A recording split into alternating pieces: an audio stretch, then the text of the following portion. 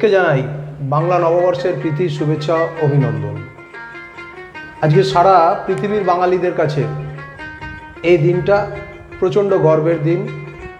আমরা যারা সারা পৃথিবীতে বাংলা ভাষায় কথা বলি তাদের কাছে একটা ঐতিহ্যের দিন আমাদের পালনা করি।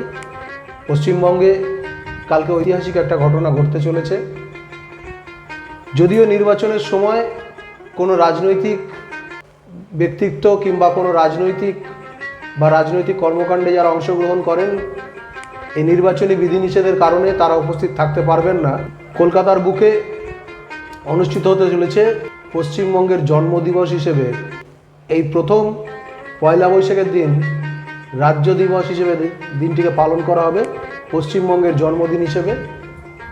বাংলার সংস্কৃতিপ্রেমী মানুষ, বাংলার যারা সংস্কৃতি নিয়ে চর্চা করে, বাংলার যারা পরিচিত মুখ, তারা কালকে এই দিনটা কলকাতার বুকে পালন করবে। আর সারা বাংলায় আমরা বাঙালি হিসেবে আমাদের এই পয়লা বৈশাখের দাঁড়িয়ে যদিও ইংরাজি নববর্ষের কাছে বাংলা নববর্ষ এখন অনেকটাই ফিকে হয়ে গেছে।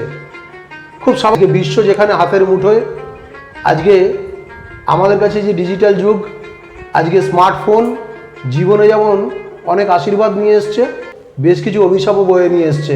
তার মধ্যে এগুলো যে আমাদের স্থানীয় সংস্কৃতি হারিয়ে ফেলছি। ইংরাজি নববর্ষ সারা পৃথিবীব্যাপী পালন করা হয়, খুব বড়োভাবে আসে, খুব স্বাভাবিকভাবে নববর্ষ বাংলা নববর্ষটা আমাদের নতুন প্রজন্মের কাছে কিন্তু আস্তে আস্তে উৎসাহ হারাচ্ছে। আজকে আমাদের কাজ বাংলার ঐতিহ্যকে ফিরিয়ে আনা। আর যেভাবে বাংলাকে দুর্মুষ করার ব্যবস্থা হচ্ছে, আজকে যেভাবে ভারতবর্ষের সরকার চাইছে বাংলাকে দুর্মুষ করতে, বাংলার যে ঐতিহ্য, বারংবার বহু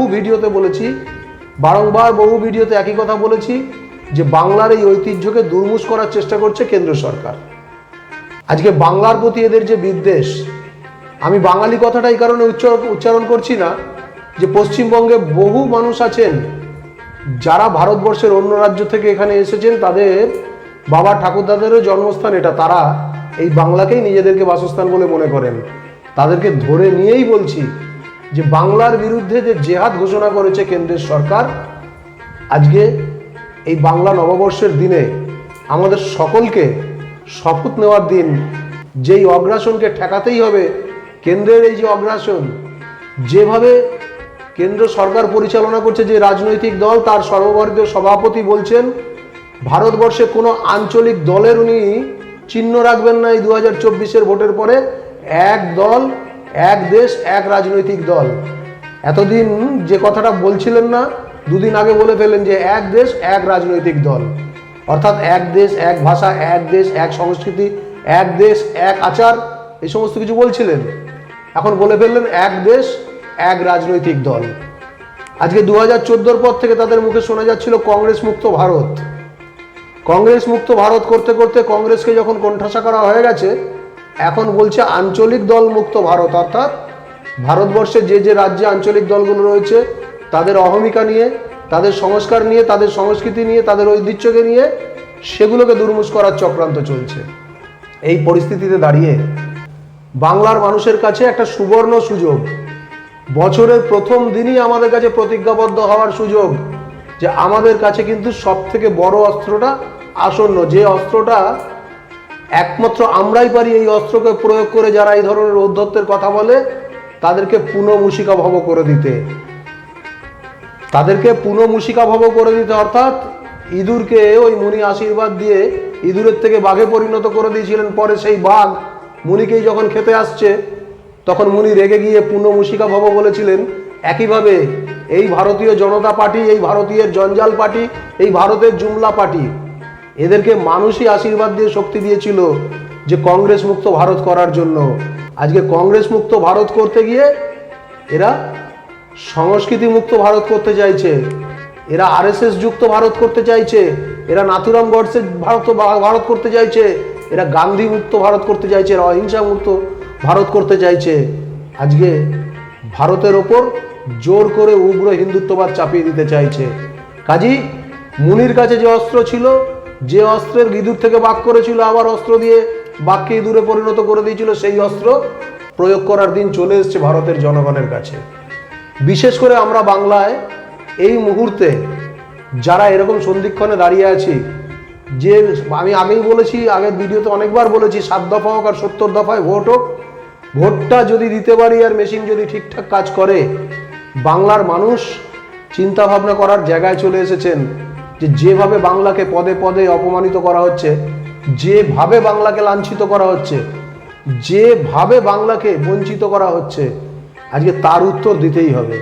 এখন অনেকে বলবেন যে বাংলায় বিজেপির বিরুদ্ধে আমরা আমাদের মতবাদটা দেবো, এটা আমরা ঠিক করে নিয়েছি, কিন্তু বাংলায় আরও রাজনৈতিক দল আছে, তাদেরকে নিয়ে আমরা এখনো ভেবে উঠতে পারছি না।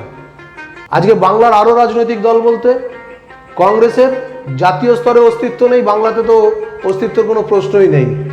রয়ে গেল বামপন্থীরা, যে বামপন্থীরা হাজারো একটা ভুল করেছেন, যদিও বামপন্থীরা ভুল স্বীকার করেন না, এখন বলছেন নতুন প্রজন্মের বামপন্থী, নতুন প্রজন্মের বামপন্থীর দল তৈরি হচ্ছে, নতুন প্রজন্ম আসছে।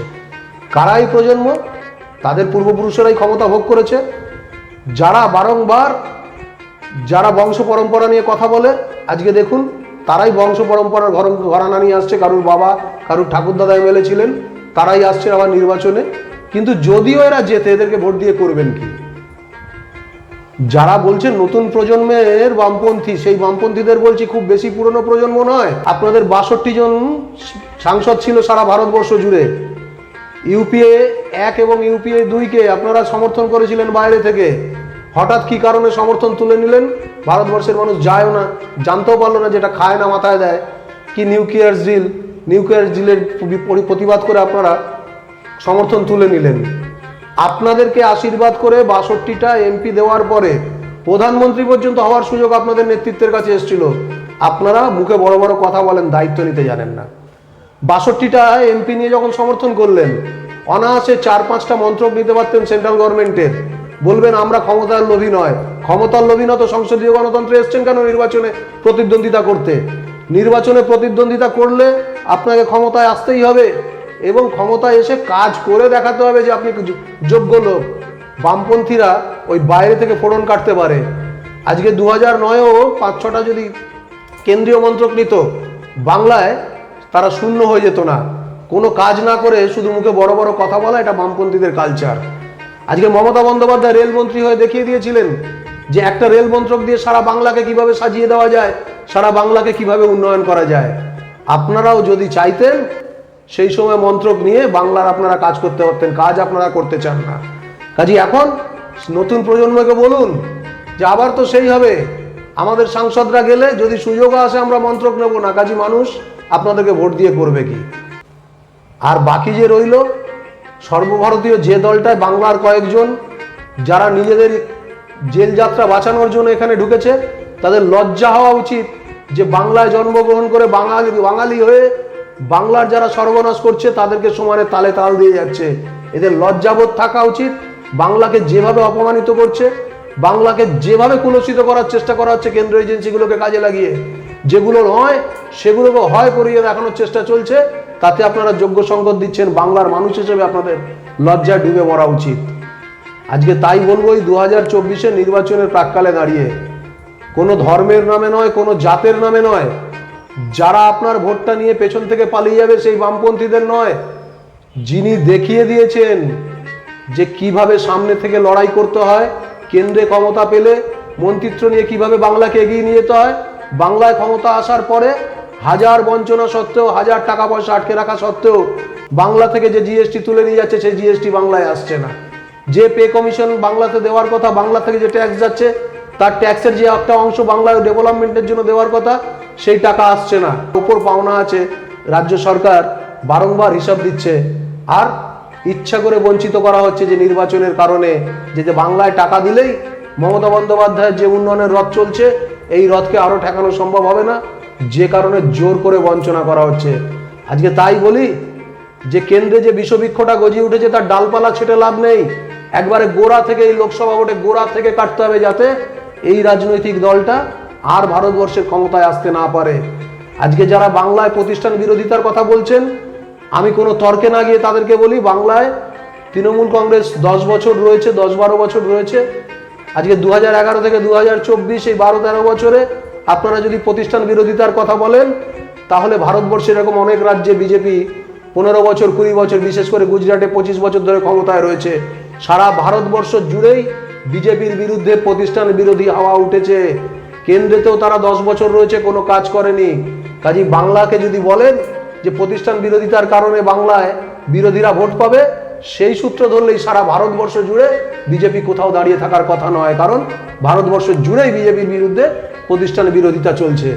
আর বাংলায় মমতা বন্দ্যোপাধ্যায় প্রথম দিন থেকে যেভাবে কাজ করে আসছেন, যেভাবে সাধারণ মানুষের উন্নয়নের জন্য কাজ করছেন, এই নতুন বছরের শুরুতে, এই নতুন বছরের প্রাক্কালে দাঁড়িয়ে মমতা বন্দ্যোপাধ্যায়কে কুর্নিশ জানাই বাংলার মানুষ হিসেবে, বাংলার ভোটার হিসেবে, যে মমতা বন্দ্যোপাধ্যায় যদি শক্তিশালী হন, আগামী দিনে বাংলা শক্তিশালী হবে। মমতা বন্দ্যোপাধ্যায় যদি শক্তিশালী হয়, আগামী দিনে বাংলার ইনফ্রাস্ট্রাকচার শক্তিশালী হবে। মমতা বন্দ্যোপাধ্যায় যদি শক্তিশালী হয়, আগামী দিনে বাংলার মানুষের মেরুদণ্ডটা শক্তিশালী হবে। যে মেরুদণ্ড কোনোদিন বাংলার মানুষ কার কাছে বিক্রি করেনি, শিরদাঁড়া কোনোদিন বিক্রি নেই বাংলার, আজও বাংলার শিরদাঁড়া সেই সমানভাবে সোজা হয়ে দাঁড়িয়ে রয়েছে।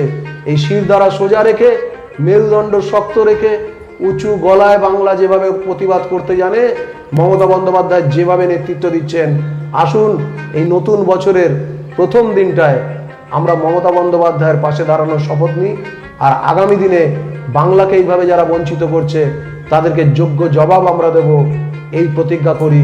সকলকে আরও একবার শুভ নববর্ষের, শুভ বাংলা নববর্ষের শুভেচ্ছা জানিয়ে সকলে ভালো থাকবে।